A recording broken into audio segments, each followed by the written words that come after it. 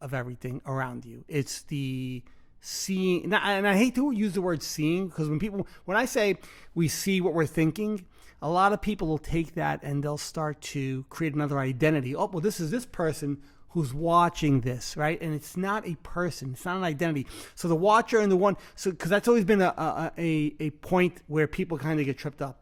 What's like, guys, I get the mindfulness and I get the presence and I understand meditation and, try to find that nice balance. But when you guys say you're not your mind and you're watching your mind, a lot of people get lost. Get tripped up. Yeah, get tripped. We've spoken at this. So that's why I thought it was kind of important maybe to try to describe, to try to break this down a little bit better. So when we say we notice our thoughts, right? We're not creating this identity behind it. It's just noticing. That's why I love to use the word notice more than see or experience, because we're not creating another new identity behind it where we're saying, well, okay, well, I'm the person who's watching this happen. Remember, because the watcher, presence, awareness, mindfulness, all the same thing. It's just this no name, no person essence that notices everything. It doesn't have an opinion. Once you hear an opinion, it's the mind coming back in. So, just understand when we say the word watcher or mindfulness, it's an essence of noticing what's happening around you. Not a conversation in your head, not what do they call self-talk when you're talking to yourself. That's not, at that point you've quit being mindful and now you're engaged with the mind again, the thinker. So when we say mindfulness... Can I turn that upside down? Yeah, sure. You could turn it up sideways if you like. when you reach a stage where you're noticing your thoughts, that's when you are the watcher. That's when you turn into the watcher. So don't get caught up in what is the watcher who is the watcher? Right. Because that's where you create another. Right. That's like you get caught up in the mind comes back in. Absolutely. So, what John just said. So, John, I learned it from you. When you said like clouds, the way clouds move, and you said like clouds floating by. Yeah. It's exactly right. So I made the mistake of always wanting to challenge my thoughts, right? Fight my thoughts. And I'm sure I'm not the only one that, because you don't want this thought in your mind. But the truth is, it's there. So watch it float by. And by watching it float by, the watcher says, all right, we're going to push this thing along. And you're like, and your ego says, no, you're not. And the watcher says, yes, I am. And it goes by. Well, the watcher isn't pushing it along. The watcher is just noticing it float by. I gave it a little extra touch. Yeah. So it's good that you did that because that'll show people that how easy it is for an identity to form when you say the watcher pushes it away. Like the watcher is this other identity said, okay, we're going to allow you to float on by. The watcher just sees it. Remember, that thought might stick around. It could be a cloud that the wind's not blowing. Cloud just stops. Yeah. You still notice that it's there. You don't need it to move. You don't need it to go anywhere. But you notice it's there, and now you're not the cloud. You're not attached to this cloud. That's where, and that's where the issue comes along. And we were talking before the show. We always have these little rap sessions where we try to figure out how to make the show a little bit more. We like to use the word palatable for people, right? Because we know this is a very it's a niche. It's a niche. It's an uber important topic for humanity. And I'm not like, it's not like this is something we created. Like it's just been around for, centuries and centuries and centuries. This kind of thinking. It's this, ancient Eastern, teachings. Buddhist teachings and stuff like this. This is where this all originated. Not with us or anything like that, but that kind of mentality is uber important for humanity going forward. So we know this isn't like the sexiest show, even though we try to be, it's just our personalities are to kind of be comical and funny, and that's great. But like we were talking about how we know there's certain people are going to be attracted to the show because they're looking to get something substance out of it. Yeah. And then there's going to be people who want entertainment. Yeah. If you want pure entertainment, we can do that. We do a second show. we can do a second show. But this isn't about pure entertainment. This is about getting substance out of this. If you're looking to make your life better, Yeah. if you're looking to learn how to live a more peaceful life, then we're going to talk about things that they're gonna be major proponents in you getting there or achieving that or getting on that path if you're not on it already. Yeah. And if you are on that path, advancing that path. We mention it often how our mind is controlling us as opposed to us controlling our mind. We mention it a lot, right? So look, a very specific one, how many of us have felt, whether currently or at some point before, and who knows, possibly tomorrow or next week, anxious, depressed. Oh, All right? Like I always told you the other day, if we had a room full of people here, okay, raise your hand. You're going to have the grand majority, if not everybody, raise their hand. If they're willing to. If they're willing to admit it. Admit it, right? yeah. They're willing to even admit it, because that's another thing. To admit this is a flaw. I'm using air quotes. It's a flaw. Again, I used to talk to my mom, and I think my mom was OCD. And I would beg her, I said, Mom, you got to see somebody. She goes, I'm not crazy. It was a stigma, and right. And that stigma, while it's been it's definitely been broken down a lot more late in recent years, which is great. I'm so happy to hear that and see that firsthand with advocacy and stuff. But that stigma is still there. So that feeling of anxious, depression, OCD, it can be used for. It's a tool. It's a Swiss Army knife for so many things. It fits in. Mindfulness will fit into anything. It's a way to live life. It's not a fix all. It's not a. It's a way to live life. So you relate to the tool that you have in your head that you can use, and you learn to use it properly. It's not about controlling it. It's not about being a master of the mind. It's about learning how to use that tool properly and not have that tool use you. Right. Perfect. And you know what? Let's get specific. Let's relate. So if there's anybody listening who, just got bad news, happens every day, by the way. Just got bad news. Literally. Happens every day. A family member has just been diagnosed with cancer. A family member or even yourself has just been let go of the job. These are, and I can go on. You could imagine the number of things we can go on about, right? Yeah. Those are all things where immediately, and I'm telling you from personal experience, okay? I'm a guy who's going through some, let's call it career issues. The mind wants to totally trap you and think about that all day, every day. Because that's what it's built to do. And the negative stuff about it. But remember, the mind's job is to protect you. To protect itself, its body, its humanity. The mind. Go back to the days of the caveman. It was survival, right? And all the mind has done over the last 1,000 years or whatever it is it's evolved to keep protecting us. But the dangers, while we think there's more danger in the world today than there was 1,000 years ago. It's not about survival. It's not about us being able to, have shelter on a cold night or food in our belly as much, because those are things that most people, if not majority of humanity, have access to anymore. So our mind comes up with different things to protect us from. Now it becomes not where will I get my meal from? How will I warm my cave tonight? Or is there a tiger outside? Now it's what happens tomorrow? Well, what if this and what if that? And what if the other thing? And what if and what if and what if and what if? And then it compares to what was and what was and what was and what was. And that's what the mind has kind of evolved to do, right?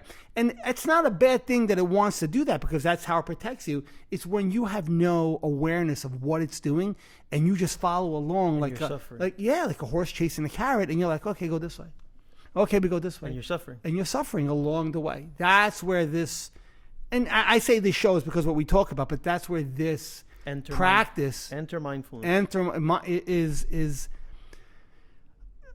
so important to have in your life. And I'm gonna challenge whoever our 3 listeners are, whatever they are, 3, 10, 1,000, whoever's listening to this show. I challenge you. Ask yourself this question. Am I ready to face the things that I have been neglecting all these years? Am I ready to say finally, I am, you know what? I've been dealing with this. I've been suffering with this for years, and I'm just happier. I'm more content here than knowing what's on the other side of this. You know, well, this situation I've been in, well, I know it's not ideal, and I know this person takes advantage of me, or I know this is how I feel, or I know I'm dealing with this depression, or I know I've been dealing with this anxiety. And instead of suffering in silence, I challenge you, ask yourself, is there a better way? And the answer to that is, yes, there is a better way. The answer isn't sunshine and rainbows. The answer is you can learn how to not be prisoner to your mind anymore, and you can learn how to watch these things in your head, understand that they're there, feel the emotion that comes up with them because it's a natural part of humanity, but not attached to any of them, and still be able to move forward. So we were talking about social media before the show, and like different ways that maybe we could, we're thinking about doing video and stuff like that, just different ways to kind of make it more palatable to show for audiences, just to see if there's other people we could reach, right? And that's fine. And we were talking about, like, I tend to be humility is a value of mine, right? So my mind, automatically, the voice comes in and says, well, John, if you do this, aren't you being egotistical? And that's a trap that I've always fallen into myself. Even as somebody who's been doing this for years, like, I'll hear that voice and I'll want to believe it. Maybe I shouldn't do this because maybe it's going to come off as I'm being pushy or egotistical, or I'm aggrandizing. Or I'm like too much promotion. Yeah, I'm self-promoting myself too much. And then as we were discussing, it kind of dawned on me again, something that I even speak about in the book, which is, imminent, I'm going to say at this point, where it's not what you do. And I learned this from a spiritual teacher. I worked with Alex Mills. He spoke about this. It's not what you do, it's how you do it. So if our approach is one of a mindful approach while we're doing it, and not one of an ego, I'm going to use egotistical because that's a word that everybody it'll resonate with them, right? Because ego, everybody has this definition of ego, even though we know the ego is honestly just a thinking mind. But if we don't have an egotistical approach where our end game is this, we want to be famous, we want to be known, and we want to be all this great stuff, but we just want to reach people. We want to make this show a better quality show, or we want to do something that makes it easier for somebody to access or want to listen to it so they could get the message. It's not what we're doing, it's how we do it. That's important. And that kind of segues into one of the things we were talking about before also, where we said there's a lot of social media influencers out there who just post anything and everything, right? Videos, this, that, the other thing. There's only a very small portion of those people who actually have a message that they're putting out. And we said, what was his name? Gary Vee. Gary Vee was one of them, right? Where I was put on to him by a social media expert I was talking to about 2 months ago, and she told me about him. So I was like, all right. So I followed him. I listened to him. Now, while he's, to say social media savvy is probably an insult for the man. Super polished, right? Right, yeah. Super polished in it. And how he understands it. And he's spoken with Mark Zuckerberg and Facebook. And the man is, world renowned for that stuff. But his message, I like his message. His message resonates with me, a person who, loves mindfulness and presence and awareness, and to be able to watch the mind as it works and kind of guide yourself by your values. I like his message because there's no propaganda in it. It's a message where he just, says you could do whatever you want to do in life. F the world, F them, F this, F that. You fail, so what? Get back up on the horse, do it again. Now, he does it by pushing, put out reels and put out social media and that's great. Effective. It's very effective if A, you know how to do it, and B, this is very important. If you take an approach like that and you use a mindful approach to it, and now you could take Gary Vee out of it and you could insert a CEO of a company, of a major bank, of any company, or a mother or a teacher or a gas station attendant, somebody who works at Home Depot, a store manager, put whatever position you want in there.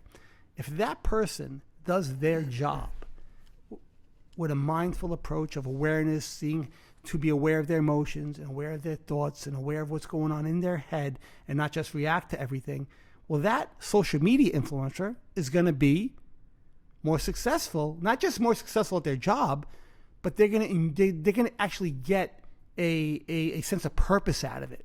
And I think that's what he does get. I don't know the man, ever spoken to him, but from seeing the way he speaks and his reels and what I've kind of read about him and understand about him, it seems like he really believes in that purpose. Like for him, it's about that, right? Yeah, personal empowerment. Now, I don't know the man. I mean, so I don't want to go. I don't want to try to paint the picture of him because I really don't know him. But from what I'm seeing, like I'm seeing that he cares about that vision. So take a CEO of a company. If you work at a pharmaceutical company, or no matter what you do in your life, if you use this approach, you will be a better version of yourself. And I'm not saying you're going to be more successful per se, but you're going to approach your job, you're going to approach your life, you're going to approach whatever that situation is in a much different way. Yeah. Like you're going to approach it without stress, no matter how busy your day is. Yep. You're going to approach it without suffering, no matter what shitty things are happening in your job or your career or whatever during the day. You're actually going to be able to intelligently sift through what's happening, make decisions, value decisions, conscious decisions, and move forward from there. Yep. I mean, so that's why this is a kind of a precursor to whatever you want to do in life. Whether you want to be Gary Vee, Tony Robbins, you want to be the CEO of Facebook, or the CEO of Exxon, or the CEO of FK General Contractors, or the CEO of Marmor Incorporated. Doesn't matter, right? Or a school teacher. Or a furniture maker. Those last two, by the way, are a little plug for me and Henry. Yeah, the furniture maker. No. Yeah, I know. Your approach is different, right? And how your employees react differently to you. The people you interact with react differently to you. So this mindfulness, you radiate differently. Yeah, radiate, and it'll flow into everything else. And it's as simple as don't believe everything you think immediately. Learn to watch your thoughts. Learn to be the one, or be that essence that hears and notices everything, and not reacts to everything. And you said, we've talked about before in different episodes the different portals that you could use, whether it's meditation or just being mindful during the day, But for me, like I always said, you could meditate. Your meditation could be in the shower. Your meditation could be while you're walking. Meditation is just bringing your awareness to one specific thing, whether it's your breath, you walking, or whatever you're doing, So. But before we branched off. Before we branched off in our ADHD rant, you mentioned. I tend to do that. No, you mentioned. I see a squirrel and I go. Squirrel! You mentioned, what is mindfulness? And then then we entered into the mind, and we entered into the thought. And then you said, the thought can move like a cloud or not. Maybe there's no wind blowing, and the thought is right up there. Oh, they stick around sometimes. So here's what I say. Here's the magic. The magic is, for me, that when I am thinking of that thing that has captured my brain, it literally captured my whole brain, and I can't think of anything else, and I'm obsessing over this thing, and I use the word strategically because you have OCD and you know what I'm talking about, where it's just like it's there. And I want to push it out. Nope. Don't push it out. There it is. Oh, there's no air. The clouds aren't moving. No worries. This is where the magic happens, where you sit down and you're trying to meditate. And the whole purpose of your meditation is to face that moment right there, where it's you versus the thought. And you let the thought go. And then you gave me some tips of bring your focus. When you meditate, you bring your focus to your feet, bring your focus to your knees, and then you move up your body parts. You could bring your focus to your fingertips. You even mentioned to me where you look at an object and don't identify it. I did it with the column 2 weeks ago. Right? Yeah. But you just look at those actions. Are you directing your brain as opposed to the other way around? Yeah. So that's how that awareness works. For anybody listening, when you started and you said, "Let's go," did we ever really define that right there? That's the magic. I don't meditate. I don't have time.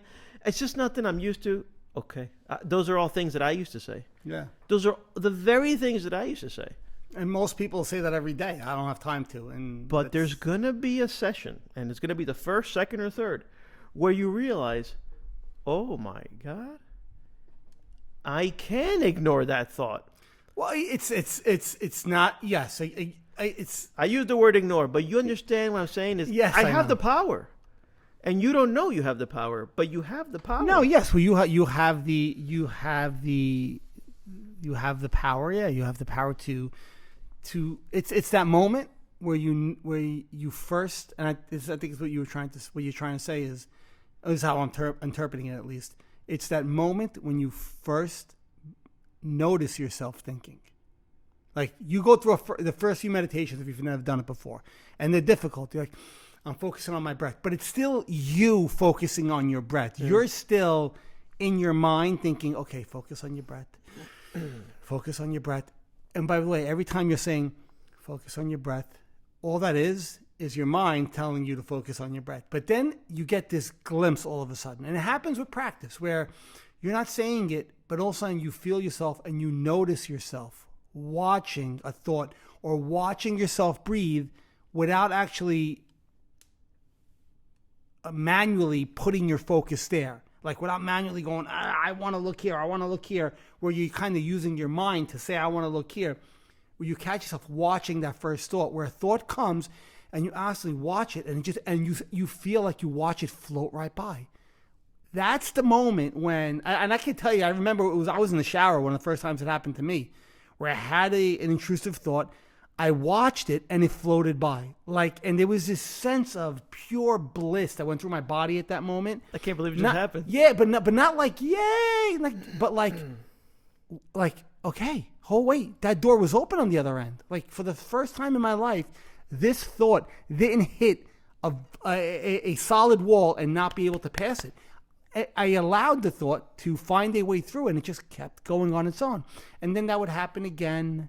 And then it would happen. And in between, there were times where they wouldn't move as quickly. And I would just keep my focus on where I wanted it to. And then it would happen again. And then it would happen again. And then in more stressful situations, in the beginning, you got to be a little bit more focused. You kind of say, okay, let's take a couple of breaths and let's not get caught up in the mind stream. And we allow ourselves to start watching what's happening. And with practice, it becomes a more natural thing that happens to you, so it becomes second nature. It becomes second nature, right? Sure.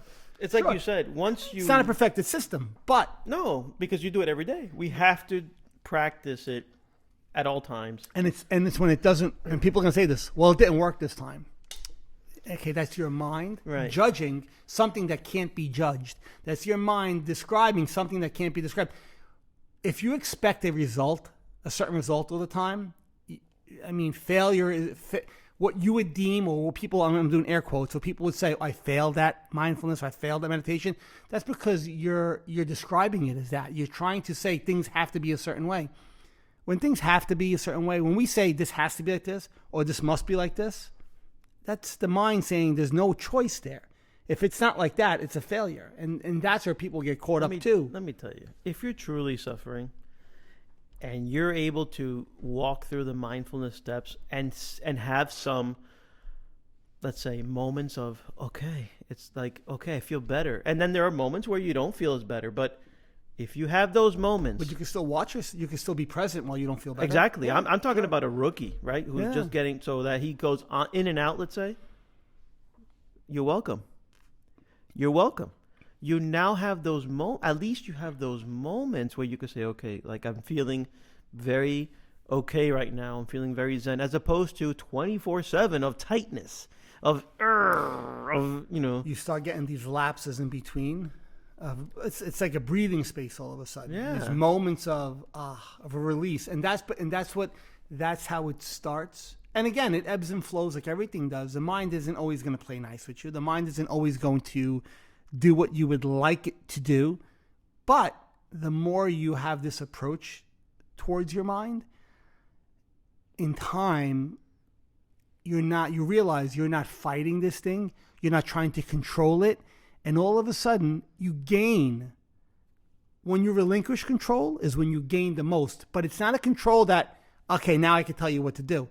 You gain a control of, now I get to focus on what I want to. Yeah. Now, I have this higher intelligence, this power, like you said before, the superpower, or, which is probably a good way to put it, to say, my focus goes here. Because I could see everything that's going on in my head, and I'm going to choose which way I want to go with it. I could choose where I want to focus my attention to. My mind, our realities, our perspective of reality is what's happening to us. Like everybody has a different, I think, everybody's perspective of what reality actually is. This is the truth. Is different. 100%. It's different, right? The way I see the world isn't necessarily, like we might have common values in how we want the world to be or how we think, how we would love for people to get along and stuff like that. That's great. But I think how we see things, like, and I'm not saying, our filter on reality. Our filter. I'm not saying see things like just like, political views or world views. I'm saying see things like see life. Everything. Interact with life. Interact with the moment that's happening is different for everybody. But this is a great portal where everybody could kind of learn to watch it instead of being caught up in it, no matter what your perspective is, So because we do this show to push, we're the biggest dealers of mindfulness, out there. We are the Pablo Escobar and El Chapo. Yeah, but we don't get paid like that. Of mindfulness. And I'm telling you, this next anecdote, I hope helps somebody out there. And I'm going to tell you something that I don't think I told you, but I don't know if it's wrong or right, but I did get to a better place. Let me explain. Sure, go ahead. You know how difficult I found meditation? I found it difficult in the sense it's uncomfortable. I don't, I've never done it. It's like you're very common. The old everything. Very common. All the very, critiques very you common. got about meditation. So in the beginning, I found myself like, do I fake it till I make it? And kind of, yes. Yeah, I can see what you're saying. And let me explain my personal journey. And quick, this is be quick. I'm not going to bore everybody, but no, it's okay. That's what we're here for.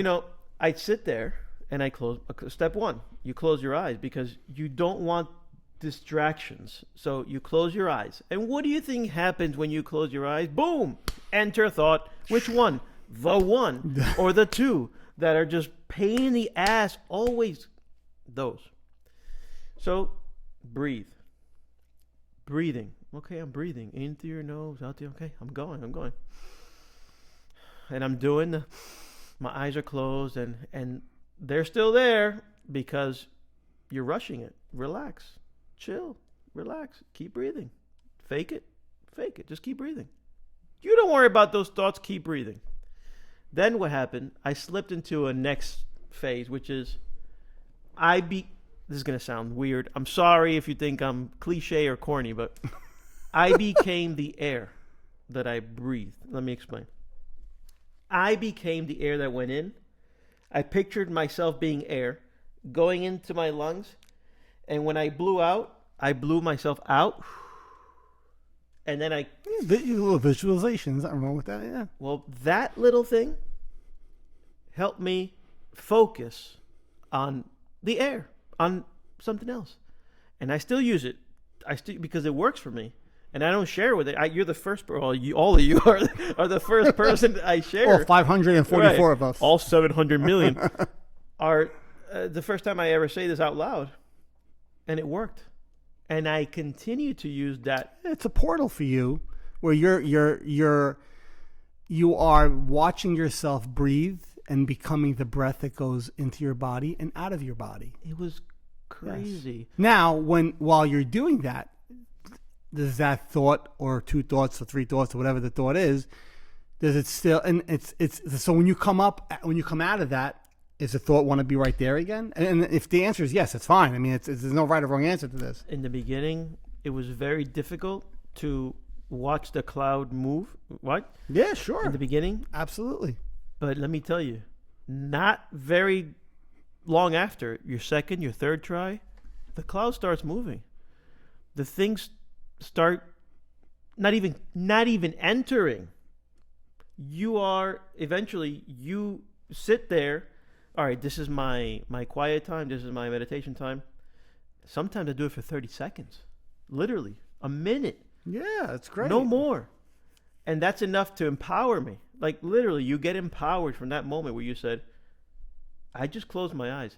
If I wanted to, I can keep going on this blank canvas. I could stay right here. I would say you probably eventually wouldn't take long before a thought would. Of course. Because it's like it's like anything else. You could stay there long enough, a thought will come in, but when it does, how do you respond to that thought? I'm going to compare it to... Do you go, oh? I'm going to compare it to this. Like, let it float by. I can flex my bicep here hard, and then eventually, okay, I'm getting tired. And then, okay, same. I would imagine the mind works the same way. So at some point, yes, something's going to pop in. But let me tell you, as somebody who is in the third inning of his journey, I'm telling you, just that alone is going to help you in every single facet, every single moment of the day. 1,000%. Right? And so going back to your first origin, what the hell is mindfulness? That exercise alone, for me, of course, coupled with other things, which you helped me see. Like the day you told me, about, are you happy? Like you want to be this thing called happy. Holy shit, you're right. You experience happiness. You experience happiness. Joyful feelings. Yeah. You're not. It's chasing. When people chase, I need to be happy. That's the other side. Huge, that's the other side, right? Yeah. You become that thought. You become that feeling. You become that. It's identification. Sure. You don't have to be. No. Well, I'm free. Yeah. Yes. It's like you put your own handcuffs on, that becomes the area where I think a lot of people, or most people who are just getting into this, kind of have an issue where they don't understand, how do I not identify with my mind? So if I'm not my mind, what am I?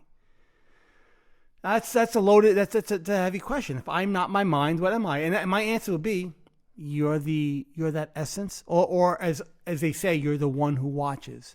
That question comes from a person who's smarter than me. I would never even think of that question. I literally, because that's a very smart. It's a heady question. Yeah, but heady questions get heady. Let me tell you, gets heady looks, huh? Let me tell you. And I lose a lot of people, and this is why it's. If you go on this path and you put the time in to understand it, and you're willing to be uncomfortable in the beginning, because it can be very uncomfortable. This separation is an uncomfortable separation at times, because your mind always wants to say, no, John, this is who you are. Look this way. Be like this. This is what we know, John. This is what we... And that separation could be, not to use the word painful, but awkward maybe is a better word. It could be a very awkward place. I can see that. It could be a very awkward place. So when people hear, if I'm not my mind, if I don't identify with my mind, then what am I? And that's it. Exactly. And they're like this, what do you mean? You know what you are? I'm like, exactly. You know what you are? What do you mean? Exactly. Just be. Yes. That's just what be. You are. That's what you are. Just be. People are like, but I don't get it. If I'm not my mind, if I don't identify with this thing, then what am I? I'm like, exactly. Yeah. Well, you know what you are? You're the one who notices it. That's it. And once you notice, or as Eckhart Tolle would say, once you become aware that you're aware, right? And I know it sounds heady, but with practice and a little bit of time, and if you're willing to do the exercises, whether it be, meditating daily, just mindful tasks, right? About not what you're doing, but how you're doing it, bringing your attention fully to a task that you're doing in that moment. And it's uncomfortable when you do these things at the beginning. I can't tell you, it's uncomfortable because your mind's going to come in and go, this is bullshit. Stop it. All right, come on, let's just get on with it. Let's move on. And you're going to believe that in the beginning a lot because it's easier to just go, okay, yeah, forget about it. All right. Than to sit there because it's like being in a boat in choppy water, and you just can't. In the beginning, it's hard to get it to calm down. But if you sit there long enough, that wave passes, and all of a sudden, you find it. You're right. You find it. And when I say find it, it's there. Everybody has access to this. This isn't, by the way, something you have to pay for, or you have to have, or some people are born with it and other people aren't. Everybody, once a human being is born, that awareness is there. Now it's about separating. As the mind evolves, it's about learning how to separate from the mind again and find that awareness. Children tend to have it naturally because their minds haven't developed yet. Before a certain age. They tend to. That's why children are very joyful little creatures for the most part. Little babies, when they're happy, it's a full-throated laugh. They're joyful. They feel emotions and this and that, but they tend to be joyful creatures. Even little kids, like toddlers, they love each other no matter skin color, race, ethnicity. They don't give a shit about anything because that hasn't entered their minds yet. So imagine being able to tap into that peace behind it all before you've been, unfortunately, burnt or divorced, toxic, fired, all this toxic stuff that's been put into your head. So I know I started out by saying what do people say when you tell them that their mind, but I went off a little bit of a tangent. But there it is. The purpose we do this is because life right now, we say it all the time, modern life is very crazy. We talked about the Chinese spy balloon. We talked about everything. Now there's a run on the banks, right? Bank failures, one in California, one in New York. Oh, yeah, SVB, whatever it was. Very scary situation. So, it's easy to go down a rabbit hole with it. Not that, listen, I'm sure there's people who are affected by it, like say financially or one way or the other, and that could be true. And if it is, okay, then you navigate that issue, but don't go down the rabbit hole with it. As we speak, somebody listening either is experiencing or knows somebody that their wife just walked in on their husband with the maid that just got home and he was fired, that just got a diagnosis that he has a cancerous node on his chest. There's no absence of material. Right. There you go. You will not have absence of material. Absolutely right. There's financial woes. There's all sorts of woes. So this doesn't remove it. But what this does is it gives you the ability to not suffer. It's that, or at least help you not suffer. Well, it does give you the ability to not suffer because you're not that, because you don't create a problem out of it. So all those things you mentioned are issues that may or may not need your attention in that moment. There may or may not be something you can do in that moment to help rectify the situation, to help move the situation along. If you can, that's great. But you don't attach to the story in your head where it now becomes a problem. And now you identify with this problem. You say, I am, I have, I'm going to be. Oh, and that becomes a whole story of what might happen, what will happen, and you go down, you get just taken off on this tangent, and you lose the one thing that's ever happening is living in this moment. People are like, well, that doesn't make my problems go away. It's not about making your problems go away, but your problems do go away when you start realizing they're not your problems. They're not your problems. Your mind created those problems, but what you are behind it, this awareness that watches everything, actually will give you more insight to maybe make better choices dealing with that issue, because now you're not identified with, oh my, what's everybody going to think of me because this happened, or what's everybody going to say because this happened, or because those are all stories that your mind creates. 100%. And you're creating this fictional reality, this reality that hasn't happened, a new perspective you've created on how life has to be. And by the way, if you believe that enough and if you follow that consistently, that's the path you're going to end up on. That is gold. Yeah. Without realizing, you're going to end up there. That is so gold. Why'd my wife leave me? I always thought she was cheating on me. Yeah. I never trusted her. And could it be, and this is an example, could it be you never trusted this person? You acted a certain way. You believed every thought you had. You started becoming suspicious, very suspicious, started treating her a different way. And now you went down this path where you pushed a person away from you. Yeah. Right? I'm not saying that's always going to happen, but that's an example where insert whatever you want there. Right? You could, these things can come to fruition not if you believe they're going to happen, but because you actually start living your life that way because you believe the stories in your head and the suffering comes from it. Now, I'm not saying, well, I lost my job and if I don't believe it, I'm not going to lose my job. No, it's not what we're saying. We're saying If I lost my job and now I say I lost my job, I'm horrible, I'm this, I'm that, I'm not worth shit, I'm not good, I can't do this, and you believe all these are the stories, well, what chance do you have to actually navigate that issue and find a way through it properly?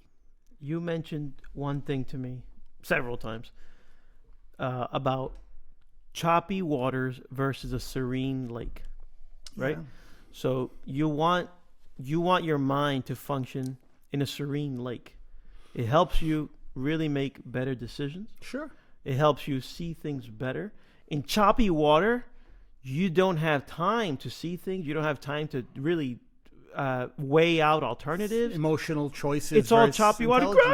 the water over. That's the emotional Pull choice. up the sail. Yeah. You know, you're in choppy waters. And mindfulness steps in there and says, let's turn this choppy waters of this brain you have, let's turn it into a serene lake. So notice how you're still on a boat. You're still in water. The problem has not gone away. But how you can see it and deal with it is totally different. Your blood pressure goes from 1 million over 400 to 120 over 80. Your breathing relaxes. Your heartbeat goes from 470,000 to, I make up numbers as I go. But your heart rate comes down. Sure, you could. Yeah, and they'll be physical. The physical body catches up a little bit. It's like things can be worked out, and you have a different perspective on whatever the ailment is. Doesn't mean it went away. Doesn't mean anything like that. But it certainly gives you the opportunity to see it a little differently. And clearer. Like you said, clearer. Who knows? This thing also may help you see things in a positive light. And because our view on life is our own filter, well then imagine if you had a positive filter. Imagine if you had a universal lens. I know a guy. As a shameless drop. I know a guy who has a book called The Universal. That was a shameless drop. I'm sorry. No, I'm not sorry, but You can get yours now. Pre-order. Yeah, and in your book, I think you might have mentioned it too. What? About the choppy waters. About the choppy waters. Or was that during one of our dinners or whatever? That's probably one of our dinners. Yeah, I don't know if I mentioned choppy waters in the book, but that example is so good. But it's spoken about throughout the book because it's about not making your emotions make that choice for you. Make your next choice, right? Because when you're emotional and you're following the anger, or you're following the sad feeling, or you're following the anxious feeling, well, you're going to make an anxious choice. You're going to make an angry choice. You're going to make a sad choice. Like that's going to be, if you're attached to that feeling and you believe it and this is it and you're with this emotion, well, if you're angry at somebody and this anger is boiling up and you're like, me in my mind, we're on the same page here, let's go. Well, is your choice that you're going to make in this moment? Is it going to be an intelligent one from a higher intelligence, one of a higher perspective, one of a in calm seas, or is it going to be the angry choice goes, knock him out, do this, do that, screw them, screw that? No, it's going to be that angry choice. It's going to be that emotional choice. So this is where you get to remove that. The anger might still be there. The sad feeling might still be there. The anxious feeling might still be there. But your choice is going to be one that goes against that grain and is in your best interest in that moment. Not in the best interest of feeding that beast or feeding that wrong wolf, but in making that positive choice or that better choice for you in that moment. So, yeah. I mean, for anybody listening, last episode a week ago or 2 weeks ago, I said something like, people are afraid to come out.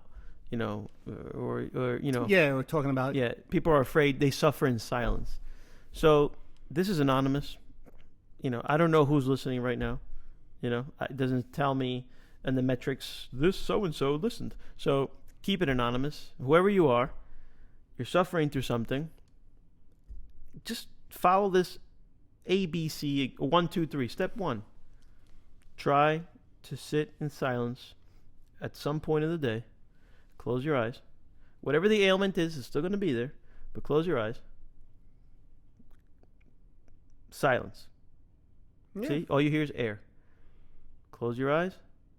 Now, enter snapshots. Maybe they come in, maybe you're lucky and they're not. But more than likely, if you have something tormenting you, it's going to appear, right? Sure. And then go through the process. Think. You figure out the breathing. Breathe into your nose, out through your mouth. Or I've heard even Andrew Huberman? Some sort of Andrew Huberman? Yeah, I'm not aware of him either, but like he's a fitness guy, and you know me, I love fitness, but I'm not really aware of him. But I just know that he has this breathing technique that it's 2 inhales through your nose, so it's almost like a 1, 2, hold, and out. If you want to do that, but that breathing, focus on the breathing, focus on the end, let's say your fingertips, whatever it is, something came through. Yeah, no, go ahead. I'm like, did you hear that? Yeah, I almost looked at my phone. Yeah, I think God just texted me. Hold on. No, I have the mindful. I'm yeah, whatever. But all kidding aside, if you're able to get through the first one, and just say, I did everything. I was breathing. Mm-hmm. I was trying to have the thought move, but it really didn't move. That's okay. Promise me you'll try it again tomorrow, or you'll try it again. Repetition is your friend here. Thank you. Repetition is your friend. And like John said, don't get discouraged by that. If you get discouraged and you stop doing it, well, that's where the mind has come back in and has told you, no, I'm in charge. We're going to do things my way. You don't need this stuff. Don't worry about it. I mean, and you said before, it's that uncomfortable feeling. There is that separation isn't always a euphoric thing right away. I mean, it's not like that.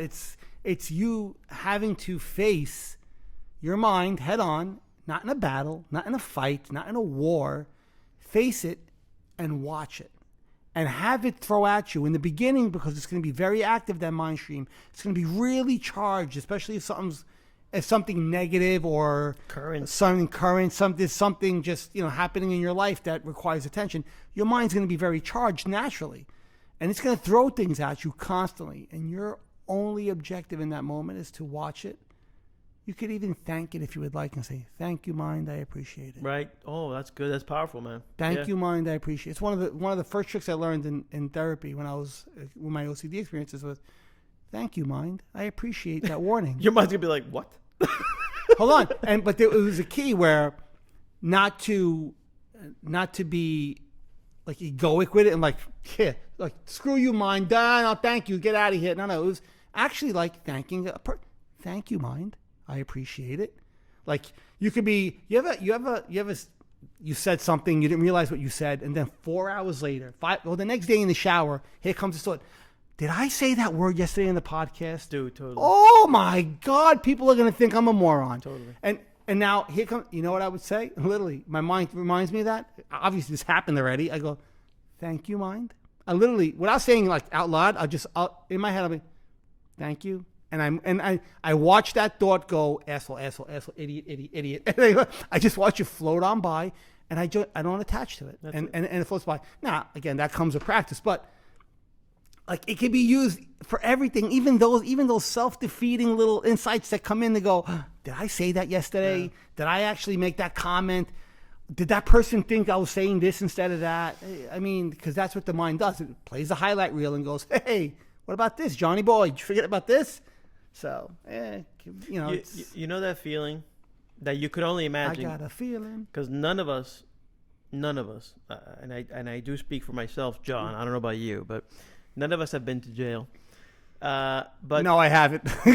I don't want silence to be a definitive yes. But I want you to think about this because I know how you are. I think I have a good grip on how you think, how you are, and myself. Imagine you've just been told you're given this sentence. I'm not gonna say life, but you're given this sentence to go to jail. At that moment, you feel like your world just like dropped. Understandable. I can understand that thought pattern. Sure. If we finished our sentence and we came out of jail, how would we live from that moment forward? Where, okay, never again. by practicing mindfulness, It's like learning. It's like you learned what you did wrong. yes, you're reformed. You're in a current jail with your mind. That's a great analogy. And love it. And your mindfulness is going to speed up your time. It's going to speed it up. You're going to get out of jail, and you're going to realize what you've been missing. It allows you to not be a prisoner to your mind. You missed. Sure. You missed raising your kids. That's big. Anybody has kids? You don't want to miss raising your kids because you're locked up in jail. Even though you've been locked up in your mind, physically they're around you, but you're not there. You're not there. Yeah. And even though you think you are, because I thought I was, you're not. You're not. I agree, 100% there. Yeah. So imagine how powerful the drug we're pushing, that it can speed up your sentence. And no prescription is needed, by the way. Yeah, okay, thank you. That was my other thing is, no prescription needed for this. We were talking about how to get the message out and everything. And John, I'm telling you, the way that society is trained, it's because there's a training of society, through social media, right? We're a pill society in the sense of, you want to lose weight? Let me tell you the best way to lose weight is you gotta be on a caloric deficit, but you want to eat correctly. You don't want to starve yourself. You want to eat correct. You want to start doing some cardiovascular work. And you know what? If you do some strength training, nobody wants to hear that. That's work. Give me the freaking pill. Yeah. And this is why the pill industry is a billion-dollar, hundreds of billion-dollar industry, because it's a quick fix society. The pill for erectile dysfunction, which, okay, it could be real, but there it is, the pill for cholesterol. Yeah, okay, could be real, but there it is. There's medications for everything. The pill for weight loss. Yeah. The pill for sugar imbalance. Yeah. The pill for this. The pill for that. And the pill for everything. Mm-hmm. And you're probably saying, well, isn't there a pill for what? You know what?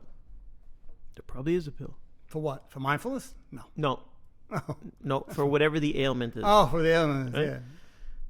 But there is no pill that's going to give you this calm lake, this serene. No, it's such a tool. Well, it's a tool. And we talked about this before in other episodes, and then we'll wrap it up. We talked about this in other episodes where, with people who unfortunately, either alcohol or some narcotics, they try to find that quiet mind by doing that. And artificially, yes, you get there, but it's not sustainable. That's the biggest thing, is that's where you keep coming back for more, and that's where the addiction starts, right? As far as medication, if you have a physical ailment, I guess, what are you going to do? I mean, if you're, predisposed to diabetes, there's things you could do to lead a healthier life, but you still might need insulin, right? You have high cholesterol. Some people have high cholesterol just by DNA. They're just born like that. Unfortunately, there are things you could do yourself. There's the work you can do, and I think that's the point you were trying to make. Exactly the point. There's the work you can do. Exactly. Not that the medication or the pill that you would take for high cholesterol or sugar or whatever it is not necessary. Listen, that's why modern medicine is an amazing thing. But if you do the work, maybe you don't need a higher dose. Maybe at some point, I know people who've come off cholesterol medication because they were able to. You're talking to one. Yeah, right. So because they were able to get their cholesterol under control, get their sugar under control, and that's phenomenal if you could do it that way. And if you can't do it that way because your body just has a physical ailment that cannot be overcome no matter what you do, well, that's where the medication is a crutch that you use. Correct. To help you along. Yeah, I wasn't knocking the pill. No. I was simply saying how we become a society where just take a pill. Just take for everything. Take a pill. Take a pill. Yeah, I think I know Because what you're saying. Without doing the work. I think that's what you're trying to say. Yes. Without doing the work. And I'm telling you, as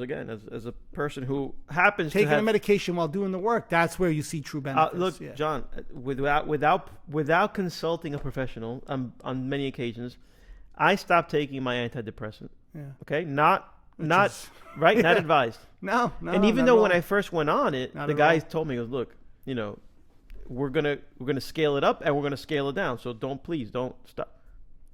I said F you to him. I said F you to my regular doctor who had me on Crestor. All sorts of. I probably did things a little bit irresponsibly. So I'm aware with the pill situation. I'm aware. But what I was saying is, today society has trained us to just take a pill. Take a pill. Oh, you're not feeling well? Take a pill. Guys, this skill is something that's not about your cholesterol. It's not about your depression. It's not about it's about how not to be a victim of your own thoughts, as opposed to you basically have the power over your thoughts, and that changes everything.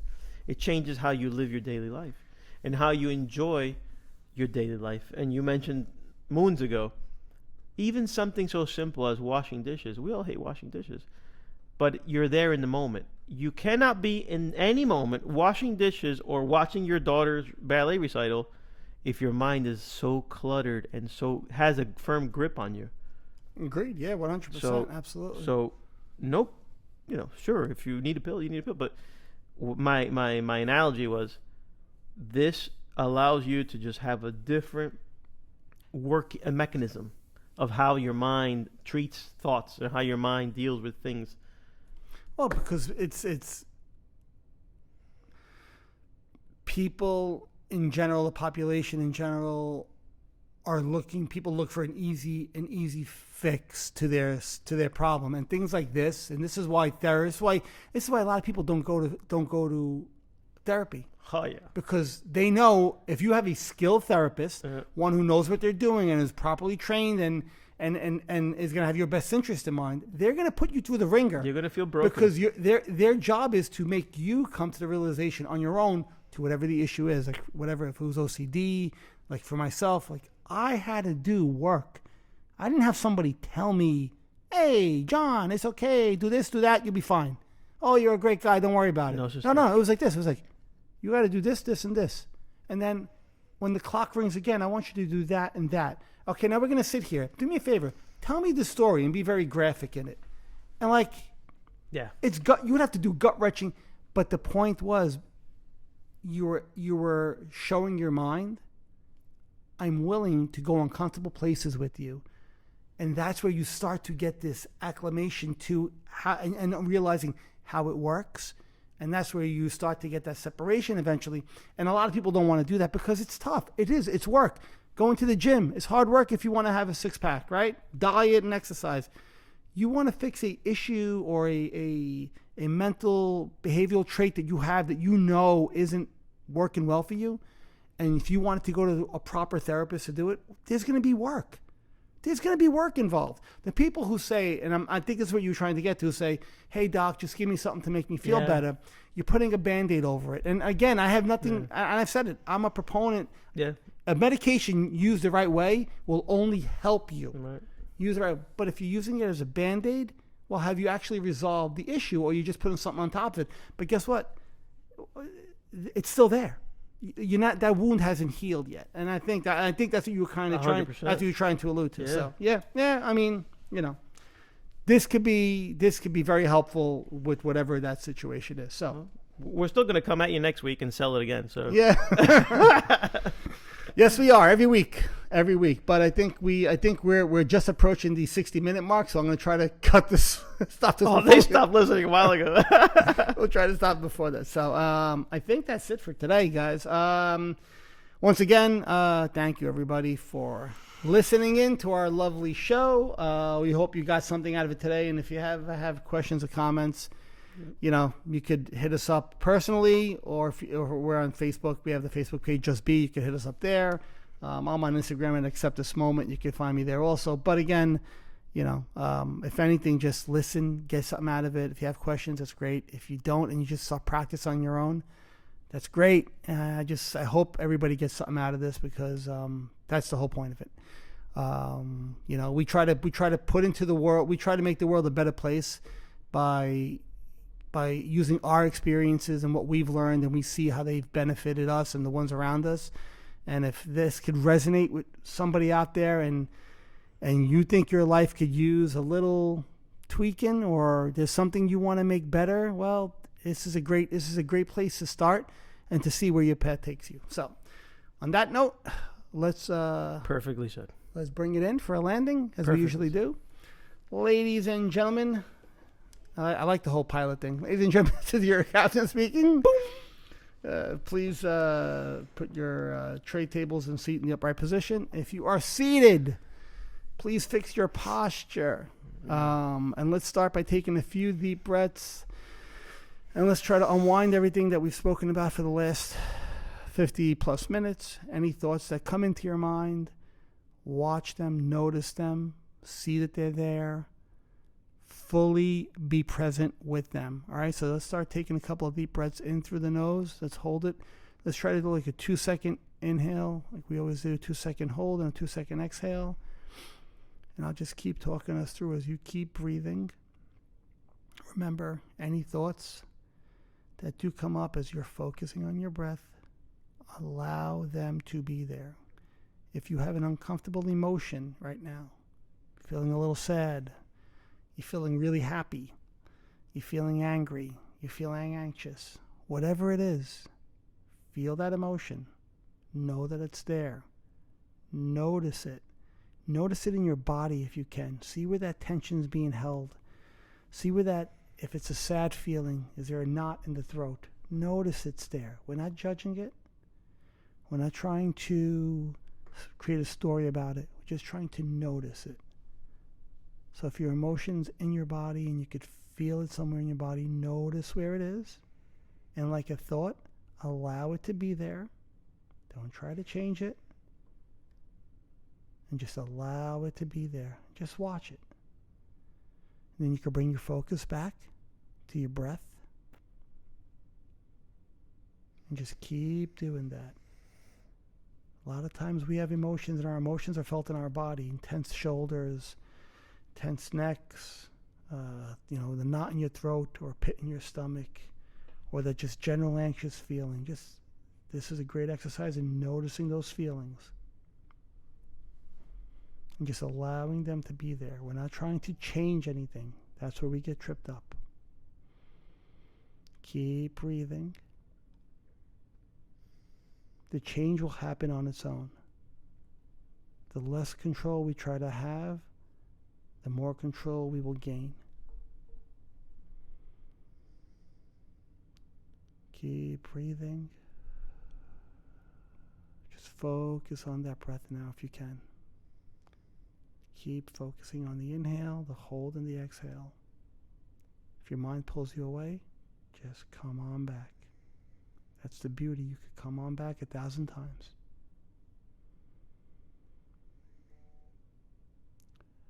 Let's take a couple of more.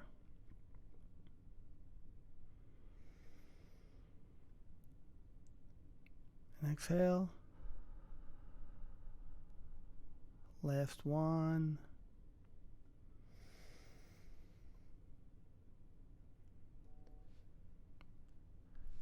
Exhale. Sit slow. If your eyes were closed, slowly open them. And if you want to sit here for a few more minutes, go ahead, guys. Enjoy it. And we'll catch you next time. Yes, sir. All right. Thank you, guys. All right. Take care, everybody. Be well. Stay safe.